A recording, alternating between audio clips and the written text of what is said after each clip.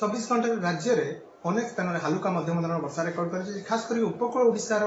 जिला गुड़िक अनेक स्थान में हालुका मध्यम धरण वर्षा रेकर्ड हो सर्वाधिक वर्षा आम ढेंकानाल जिलार हिंदोल ठारे 47 मिलीमीटर रेकर्ड कर आमर भुवन ठारे 27 मिलीमीटर वर्षा रेकर्ड होती देखा आमर उभय ट्विन सिटी में हालुका वर्षा रेकर्ड होती भुवनेश्वर 5.1 मिलीमीटर रेकर्ड होता बेले कटक 3.8 मिलीमीटर वर्षा रेकर्ड कर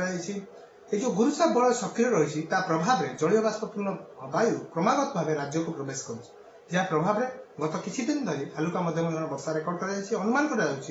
23 और 24 यार प्रभाव सामान्य अधिक रतकाली केत अंचल वर्षा रही है 23 और 24 तारिख में अधिक तार सक्रियता वृद्धि हेतु वायु चलाचल में परिवर्तन और प्रभाव में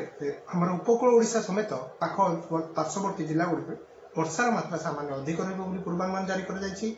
सहित किसी अंचल घन कुहुड़ी दृश्यमान होबार संभावना रही घन कुहुड़ी चेतावनी जारी कर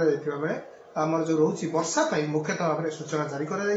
रात्रि तापमात्रा विशेष परिवर्तन संभावना नहीं एवं वर्तमान जो प्रकार रोचे पाग आगामी 25 तारिख पर्यंत पाग